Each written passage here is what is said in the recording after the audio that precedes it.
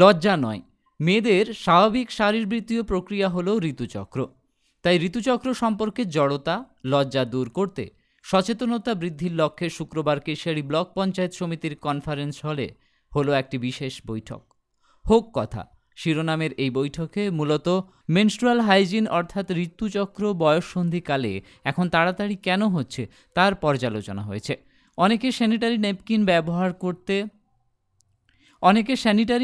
ব্যবহার করে না, তারা যাতে ব্যবহার করে তার জন্য আশা দিদিদের বলা হয়। কেশিয়ারি ব্লক আদিবাসী অধ্যুষিত ব্লক, অনেকে স্যানিটারি ন্যাপকিন কিনতে পারেন না, তাদের জন্য কেশিয়ারি হাসপাতালে অন্বেষা ক্লিনিক রয়েছে, সেখান থেকে তারা নিয়ে আসতে পারে বিনামূল্যে। এছাড়াও এদিনের কর্মসূচি থেকে উপস্থিত মহিলা আশা দিদিদের স্যানিটারি ন্যাপকিন প্রদান করা হয়। পাশাপাশি নাবালিকা বিয়ে আটকানো নিয়ে আলোচনা হয়। চাইল্ড ম্যারেজ, চাইল্ড লেবার ও চাইল্ড ট্রাফিক নিয়ে মূলত আলোচনা হয়। এর সঙ্গে বিদ্যালয়ে কেন শিক্ষার্থীরা আসছে না সে বিষয়ে খোঁজ নিতে সংশ্লিষ্ট দপ্তরকে বলা হয়েছে। বিডিও, সিডিপিও, ব্লক স্বাস্থ্য ও শিক্ষা দপ্তরের আধিকারিক, পুলিশ সহ একাধিক দপ্তর বৈঠকে অংশ নেন। উপস্থিত ছিলেন কেশিয়ারি পঞ্চায়েত সমিতির সভাপতি Uttam Sheet, BDO Hitangshu Haldar, joint BDO Dipak Chatterjee, block স্বাস্থ্য আধিকারিক অর্পণ নায়েক, জেলা পরিষদের সদস্যা মামনি মান্ডি, কল্পনা শীট, ভাগবত পড়িয়া প্রমুখ।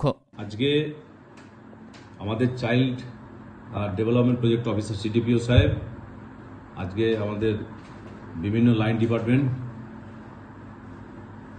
বিএমওইচ, পঞ্চায়েত সমিতির মাননীয় সভাপতি সাহেব, জেলা পরিষদের সিডিপিও সাহেবের এর থেকে চাইল্ড প্রোটেকশন কমিটি, একটা সিপিসি কমিটি আছে, আমাদের ঊর্ধ্বতন কর্তৃপক্ষের নির্দেশ, পশ্চিমবঙ্গ সরকারের যে নির্দেশ আছে সেই নির্দেশকে সামনে রেখে কেশিয়ারি পঞ্চায়েত সমিতিতে সিডিপিও সাহেবের তরফ থেকে একটা চাইল্ড প্রোটেকশন কমিটির একটা মিটিং ডাকা হয়েছিল।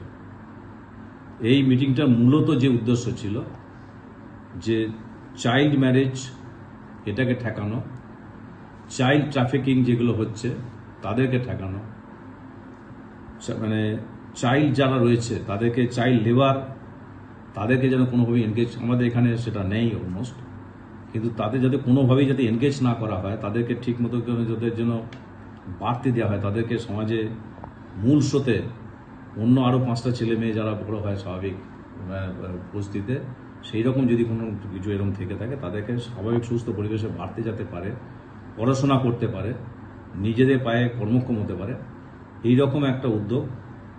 এবং মূলত চাইল্ড ম্যারেজটাকে ঠেকানো, তার সঙ্গে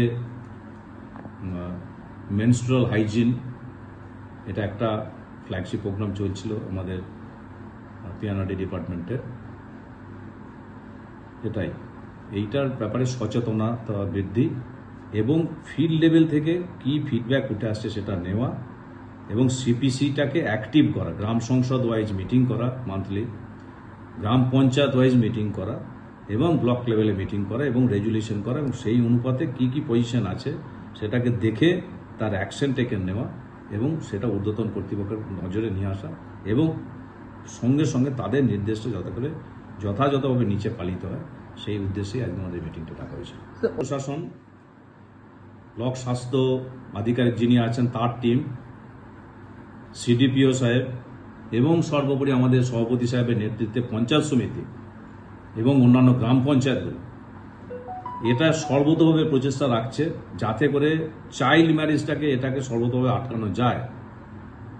এবং যার জন্য এনারা মানে এতটাই অ্যাক্টিভ আছেন আমাদের পঞ্চায়েত সমিতির সভাপতি সাহেব বা পঞ্চায়েত সমিতি, যেটা রাতেবেলাতে 12টার সময়ও যদি কোনো খবর আসে সেইটাকে আমরা ব্লক প্রশাসনের তরফ থেকে এনাদের সাহায্য সহযোগিতা নিয়ে আমাদের কেশিয়ারি আইসি সাহেব যিনি আছেন কেশিয়ারি পুলিশ স্টেশনের, ওনার টিমকে নিয়ে আমরা একদম যৌথভাবে সেটা যাতে মানে আটকানো যায় এবং প্রপারলি যাতে করে তাকে আবার ঠিক ঠিক জায়গায় ফেরত দিয়ে দেওয়া যায় তার মা বাবার কাছে। যে সমস্ত নাবালিকার বিবাহের জন্য একদম হয়তো বিবাহের ব্যবস্থাটা মানে সেই সুযোগ সেই জায়গাটাও এসে গেছে, সেটাকে আটকে সেই বালিকাটিকে তাদের মা বাবার হাতে ঠিক সময় যথাযথ সময় ঠিকভাবে পৌঁছে দেওয়া যায় এবং তাকে যাতে করে একটা মানে নির্দিষ্ট বয়সের পরে যাতে সে বিবাহের ব্যবস্থা হয় সেইটা ব্যাপারে আমরা ব্যবস্থা নিই এবং নিয়ে যাচ্ছি। মূলত এটা সচেতনতার অভাব, মূলত এটা এবং অন্যান্য একটু আর্থিক হয়তো হলেও হতে পারে, কিন্তু মূলত সচেতনতার অভাবের জন্যই এটা কিন্তু ঘটে। সবটাই যে আর্থিক অবস্থা খারাপের জন্য এরকম ব্যাপারটা না। মানে 18 বছরের নিচে যে বালিকাদের মানে মেয়েদের বিবাহ করা উচিত না, শারীরিকভাবে তারা এটাকে এর জন্য উপযোগী নয়, বা 21 বছরের নিচে কোনো ছেলের বিবাহ করা উচিত নয়, শারীরিকভাবে সেটাও ঠিক না বিজ্ঞানসম্মতভাবে, সেইটার সচেতনতার মেন অভাব। তার সঙ্গে অন্যান্য দু একটা ইস্যুতে নিশ্চিতভাবে আছে, সেটা নিয়ে আমাদের মেন আলোচনা হয়েছে। বিভিন্ন সরকারি স্কুলের এখন ছাত্রছাত্রীর সংখ্যা কমে যাচ্ছে, একদম। কিন্তু যে মমতা বন্দ্যোপাধ্যায় যে কন্যাশ্রী স্কলারশিপ বিভিন্ন প্রকল্প একদম মাননীয়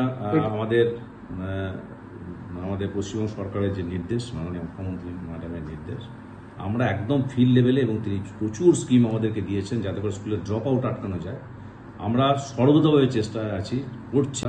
স্কুলে স্কুলে আমরা অ্যাওয়ারনেস ক্যাম্প করছি, কিন্তু তা সত্ত্বেও কিছু কিছু জায়গাতে দেখা যাচ্ছে দু একটা জায়গায় ড্রপ আউট হয়ে যাচ্ছে, এবং এই ড্রপ আউটকে আটকানোর জন্য আমরা কি করছি, আমরা একদম পঞ্চায়েত সমিতিকে নিয়ে, আমি ব্যক্তিগতভাবে ভিডিও হিসেবে আমি একদম গার্জেনে বাড়ি চলে যাচ্ছি যে কেন আপনার ছেলেটা স্কুলে যাচ্ছে না, কি কারণটাকে আমি ফাইন্ড আউট করার প্রথম চেষ্টা করছি। সেই কারণটাকে আগে ফাইন্ড আউট করে সেটাকে আমি সলভ করার চেষ্টা করছি। আপনার ছেলেকে স্কুলে পাঠান এই কথাটা বললে কাজ ততটা হবে না, যতটা না আমি একদম তার বাড়িতে গিয়ে কী কারণে যাচ্ছে না সেই কারণটাকে ফাইন্ড আউট করতে পারছি, এবং আমার ক্ষমতার মধ্যে চেষ্টা করছি সেটাকে অ্যাড্রেস করা। এবং যেখানটা দেখা যাচ্ছে যে আমার ঊর্ধ্বতন কর্তৃপক্ষের নির্দেশ মানে হস্তক্ষেপ প্রয়োজন আছে, আমি সঙ্গে সঙ্গে সেটা তাদেরকে জানাচ্ছি। স্যারেরা আমাদেরকে হেল্প করছেন, স্যারেরা আমাদেরকে ইনস্ট্রাকশন দিচ্ছেন, সেই ইনস্ট্রাকশন অনুযায়ী কাজ করছে, এবং সেই অনুপাতে কিন্তু ড্রপআউট সংখ্যা একদম কিশারিতে যাচ্ছিল তার থেকে কিন্তু অনেকটা ডেভেলপ করছে যাতে ড্রপআউট না হয়। এক্ষেত্রে কি অভিভাবকের কোনো ত্রুটি রয়েছে? অভিভাবকদের এটা মেন, আমি একটু আগে কথা বলেন যে সচেতনতার একটা বড় অভাব আছে। আমার ছেলে মেয়েটিকে স্কুলে পাঠাতে হবে, তার সঙ্গে একটা আর্থিক নিশ্চিতভাবে ব্যবস্থা জড়িয়ে আছে, যে মা বাবা হয়তো মানে রুজি রোজগারের জন্য বাইরে বেরিয়ে গেলেন, একটা বাচ্চা আছে, তারপরে যিনি স্কুলে, যে ছেলেটি স্কুলে পড়ছে বা যে মেয়েটি স্কুলে পড়ছে, তার ভাইকে আগলানোর জন্য হয়তো তাকে স্কুলে আসতে হচ্ছে, মানে পারছে না, যেহেতু মা এবং বাবা দুজনেই রোজগারের জন্য বেরিয়ে পড়েছেন। এইটা দু একটা এরকম জায়গা আমি দেখতে পাচ্ছি, এবং সেটাও চেষ্টা করছি যাতে করে যে না, তারা আছেন ঠিকই আছে, কিন্তু ওই যে ছেলেটি বা মেয়েটি স্কুলে পড়তো শুধু ভাইকে আগলানোর জন্য যে তাকে করতে হচ্ছে, সেইটা যাতে তার জন্য যেন তার স্কুলে আসাটা বন্ধ হয়, সেই চেষ্টা আমি কিন্তু অ্যাজ ভিডিও হিসেবে কিন্তু আমি করে যাচ্ছি, এবং পঞ্চায়েত সমিতিকে নিয়ে করছি। সেখানে আমাদের সভাপতি সাহেব এবং আমাদের যারা এখানে দায়িত্বপ্রাপ্ত আছেন তারা আমাকে সক্রিয়ভাবে সহযোগিতা করছে, এবং স্কুলে যারা মানে এসআই সাহেবরাও আছেন তারাও চেষ্টা করছে।